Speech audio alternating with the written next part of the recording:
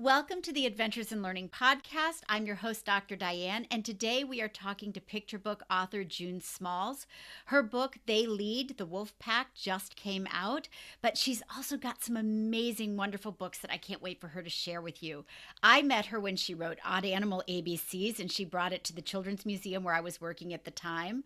But since then, she's written This Cat Loves That, She Leads the Elephant Matriarch, He Leads Mountain Gorilla, the Gentle Giant, and of course, most recently, They Lead the Wolf Pack. June, welcome to the podcast. Thank you so much for having me. I am so excited to have you here. I noticed when I was looking at your website that you have this tagline that sort of resonated for me. Great stories live here. And I wanted to ask you about that and maybe just start with what does that mean to you? Um, I think we all have a story to tell, and we all have our own personal stories. And hopefully, those of us that are writing great stories. So it just felt right. Oh, I think it's wonderful. So let's talk a little bit about They Lead. Share your new book. What's it about and how can teachers use it? So They Lead is the third in the lead series, and it is about the wolf pack, the gray wolf in North America primarily. Um, all three books are straight nonfiction, but they have a lyrical storyline that can be told to the younger readers, or if you only have a few minutes in class, or if you just got some wiggle fidgets and they're not going to sit through the whole thing, and that's fine too. But then each spread has nonfiction sidebars so that you can dive in a little bit more. So, the lyrical story is just a brief little overview, but then you can see how much food they eat and how they live and how the mates raise their young. And all three in the series, so She Leads, the elephant matriarch, is about the female leader. And so that one focuses on, her intelligence, her caring, how she teaches and cares for and protects her group, her family unit. Then with He Leads, the mountain gorilla, the gentle giant, that is the male leader. And a lot of people think that gorillas are just these big, tough, strong things, but they will avoid conflict in order to protect their family. It's why they're so hard for us to study. We can't find these giant, couple 100-pound creatures because they're so good at hide and seek. And they're so gentle with the young. And I watched a video of one kind of hanging out with a young owl that had just kind of fluttered down from the nest, and he was poking it, but so gentle, that giant creature could have crushed this little owl, and bird bones are hollow, but he was just curious and poking it and gentle, and they're so sweet and shy. So it's both the strong I will protect and the soft side of the male. And then obviously the teamwork in the wolf pack. So alphas are a misnomer. Like that was when humans created a pack to study rather than how they naturally occur. They naturally occur with boy meets girl, girl meets boy, they join up and create a family. And so they are just a traditional family unit. And sometimes they'll adopt other individuals or other small groups if there's plenty of food to go around, but mostly they're all related. So it's just different leaderships in different scenarios. And it's a great way to introduce the concept of leadership and what makes a good leader in a totally non-political way. Because, like, you know, Right. elephants teaching you where a water hole is isn't about like beliefs. It's just what they do. They say, oh, our water hole is dry. I will show you where another water hole is further away. So it just shows basic good leadership skills and ways that they can be applied in your classroom or at home. And then different family structures. Elephants are pretty much all females living together. The males go off on their own. That's, nature's way of preventing inbreeding. While the gorilla troop is many unrelated coming together to form a community called a troop.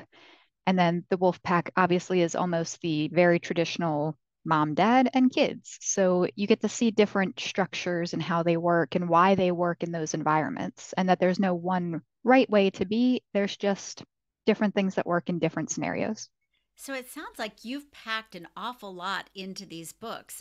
There's social emotional learning, there's the animal adaptations, the animal structure, the nonfiction piece of it, the beautiful illustrations, and the lyrical story. How do you go about sort of deciding what you're going to put into a book and what you're going to leave out? Because I imagine there's a lot of research that goes into these. Oh, so much research, so much research. But that's the fun part. I'll even just keep Net Geo and Animal Planet, documentaries on in the background while I'm writing these things, just in case, like, oh, I like that. Why'd they do that? And I've gone to zoos and interviewed zookeepers. I actually got to touch an elephant. I got to touch the top of her head and her tusk, and that was pretty cool with a zookeeper, in a totally safe, structured Right. environment. I would never go up to a wild animal. I don't want to be on the news for a bad reason. Uh, Understood. but it's so cool to talk to scientists, and so many people are willing to say, hey, yeah, I'll give you a few minutes of my time, or shoot me an email, or She Leads was actually vetted by the Amboseli Elephant Trust in Africa. I said, hey, a lot of my sources are like 10 years old or older. Can you make sure I've got the most up-to-date information?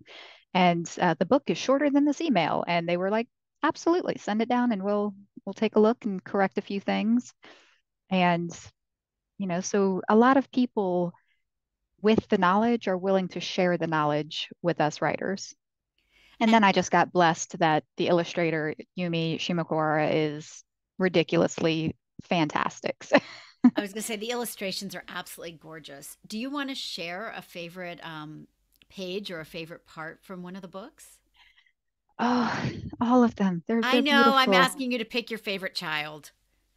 It's so hard, but I think in most of the books, I love the play portions that I put in.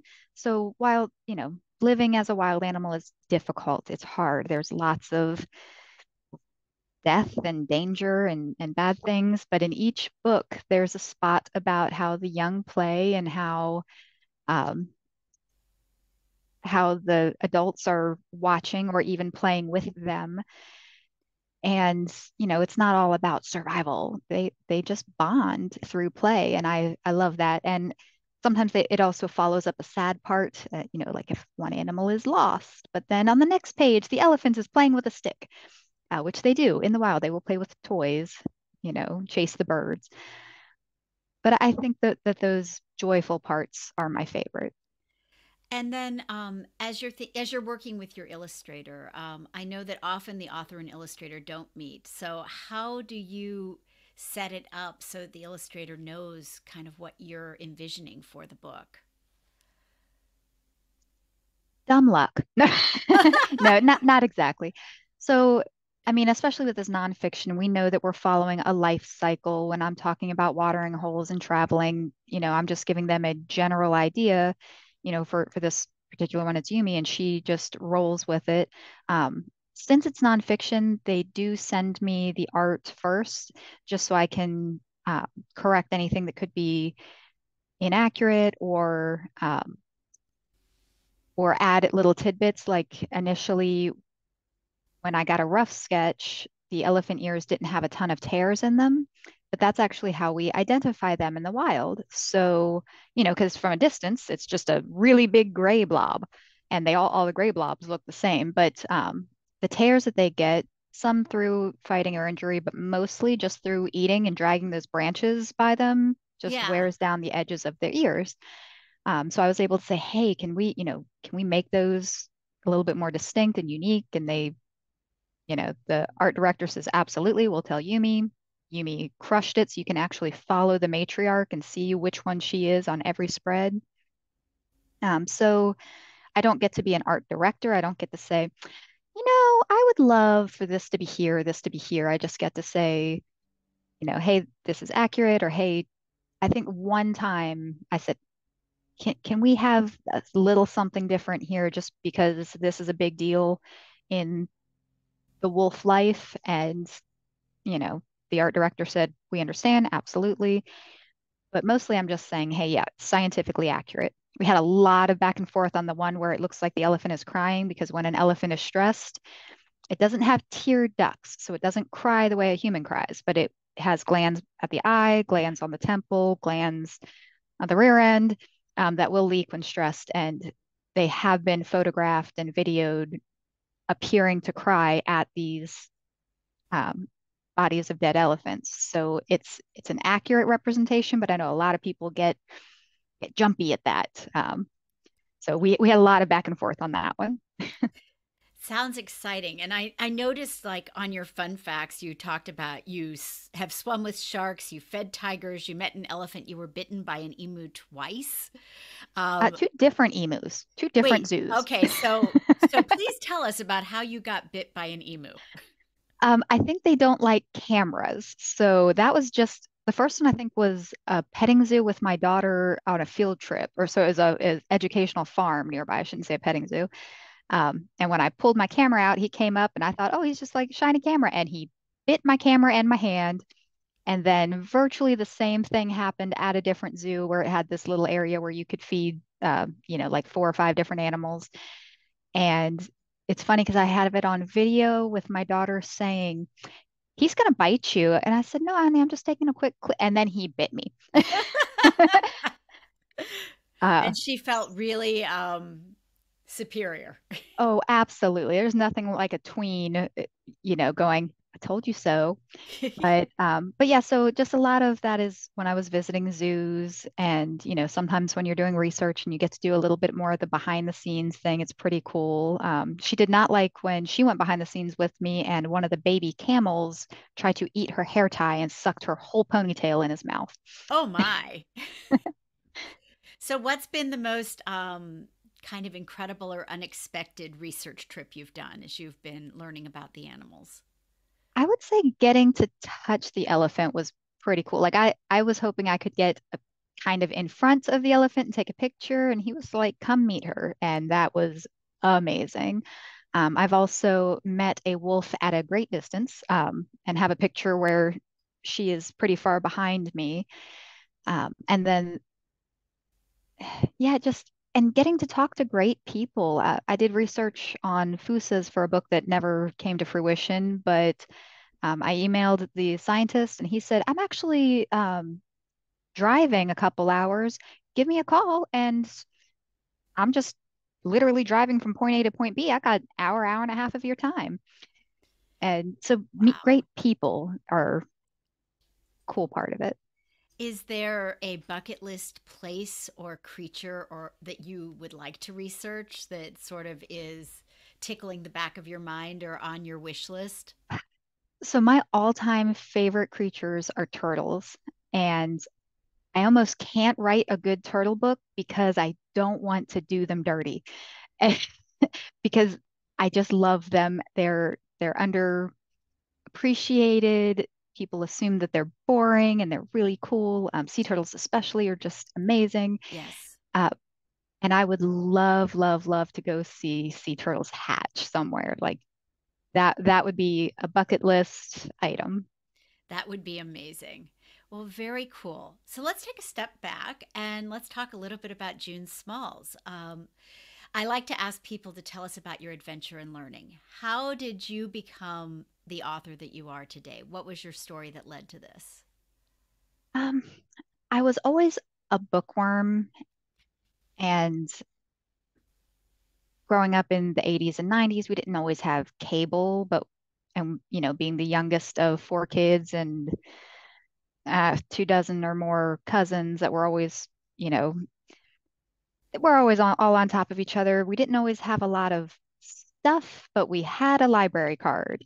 And, while my siblings were all great athletes, I was kind of the nerd and I was cool with that. And I didn't really intend to be a writer. I just always liked writing and I was, good at it in school.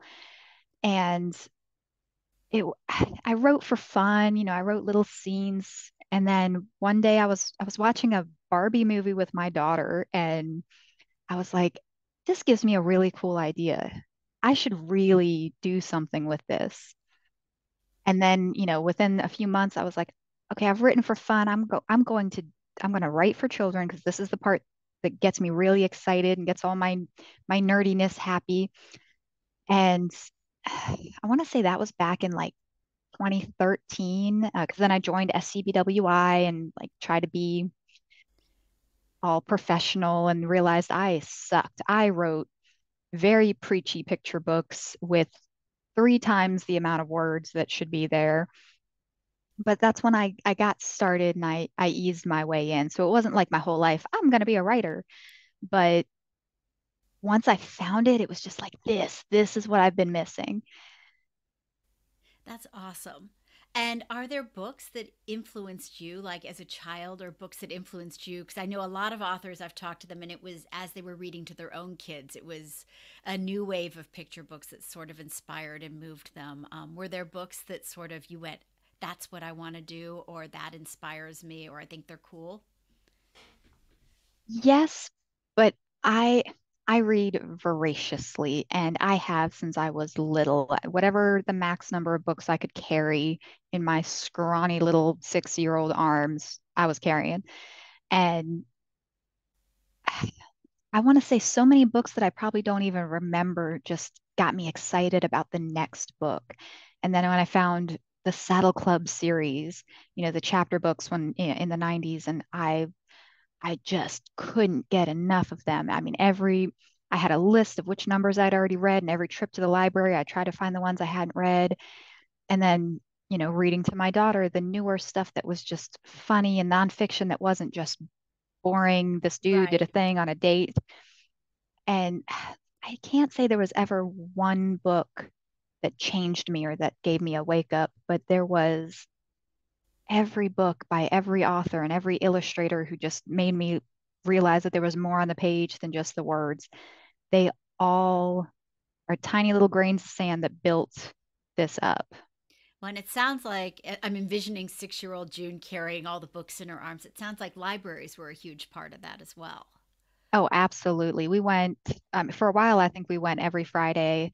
And again, when, my poor mother had 4 kids and Lord knows, a random cousin tagging along and then our friends tagging along, that was a place where she could just be like, go, I'm going to sit here and read, just go.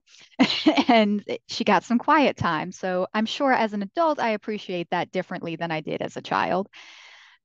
And then, they had events and stuff that we could go to. So yeah, libraries built me for sure. All right. I love that. And I was going to ask, you have a chance to do school visits and to sort of see how schools are engaging with your books. What have been some of the most intriguing things you've seen in terms of how people use your books in the classroom? Um, I love that they open them for discussions, once they realize like the leads book, it's more than just animals. What else do you see here? I love when they use it as a bridge to a different topic or a different conversation. I absolutely love when kids make art based on the book or, because of the book, they wanted to draw a different animal or with odd animal ABCs, sometimes classrooms would talk about making their own list of odd animals and different ones that they found. So I love when it sparks that curiosity and then they grow beyond there. And I do have teacher guides for the lead series on my website that has, you know, social studies, math, science, art, things that are amazing that they can do too. But I love when they surprise me. And little kids, they'll see connections that I didn't even see. They said, "You have a gorilla book like the one and only Ivan." And I'm like, "Yeah, I do. I have a gorilla book too." And then they're like, "And you have an elephant book like the one and only Ruby." And I was like, "Well, yeah." And they're like, "And you have a wolf book and a wolf is a dog and the one and only Bob is a dog." And I was like, "You know what? You're right. We have series that have the same things." And he's like, "I figured that out on my own." And he was just so proud, little, I think he was a second grader, but he was on it. Oh, He that's found connections. awesome. Well, I just had Catherine Applegate on the podcast recently, and she teased the fact that there's going to be a fourth Ivan book coming out this spring. So you'll have to look Ooh, at that's it exciting. and see what it's about. And maybe, as the little boy said, you might do a companion piece. I mean, my next one with Familius is about the honeybee. So if she's got something with there, we've accidentally got a whole thing going. I'm pretty sure that she let me guess, but she wouldn't tell me what it's about, and I'm pretty sure it's not a bee. You might be venturing into Candace Fleming I'm territory pretty sure it's not instead. a bee. So that's a great transition. Then your next book is about a bee. Well, the next, I don't want to say it's in that series, but we continued along with that format. So we have a book in the works called They Work. So it's about the honeybee, but it's not about the queen. It is about how the worker bee does every single job in the hive. I just assumed there were bees that built and bees that forage and bees that, were the ladies in waiting to the queen. But every bee from birth works its way up every single job. So that is one that we're working on. And then also, I have another book out called Hear Them Roar, which is Awesome. a sound book. It is straight nonfiction. It is um, kind of a browsable nonfiction where you get to learn about the animal's voice, what we're doing to help, because this is about 14 endangered animals from around the world. But then it also has a sound bar. And my favorite, you probably can't hear it here, Play it one more time. that is a rhinoceros.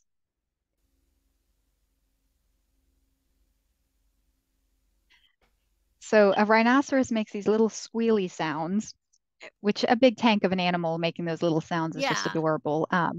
And then we have a companion book to that one. So that's Hear Them Roar, 14 endangered animals from around the world. But we're going to have Hear Them Sing, which is about songbirds that you can see in North America in your own backyard. But that'll be a while yet. Those both sound incredible. So, how do you find your inspiration? Well, since most of what I do is animals and there's, a bajillion different kinds of animals, I never run out of cool things to research and look at. And I love facts. I love new things. I love, in the bird book, and I'm like, oh, cardinals help rebuild forests because they hide healthy acorns and just dumb, I don't want to say dumb, but just silly little facts that maybe the world doesn't care about. They just excite me because it's like everything is cool if you're willing to look at it and really learn about it. And then just the kids I meet, they're like, okay, you have to write about this. And I'm like, you know what? That's actually a really good idea. That's wonderful. So, last question for today. What brings you hope? Love. Kids love everything and they love big, they have big feelings. So, they're excited when I come into a classroom and maybe it's because I'm getting them out of, their history assignment, but mostly they're just excited and they love everything and they're so willing to absorb the world around them. And that gives me hope because if they can hold on to those joyous feelings and that excitement for life and that excitement for learning, even if they say, hey, yeah, I don't like this, but I love this. Okay, well, then you like learning. These are just your favorite topics. So that gives me hope that these kids are just so smart from such a young age. And sometimes we don't give them the credit. They are observant and amazing. So that gives me hope. Wonderful. Well, thank you for joining us today on the Adventures in Learning podcast. Folks, I'm going to be dropping some resources in the show notes so that you'll be able to see all of June Small's books as well as the really cool educator resources that she has. And I encourage you to run out and get a copy of They Lead. Thanks for joining us. Thank you so much for having me.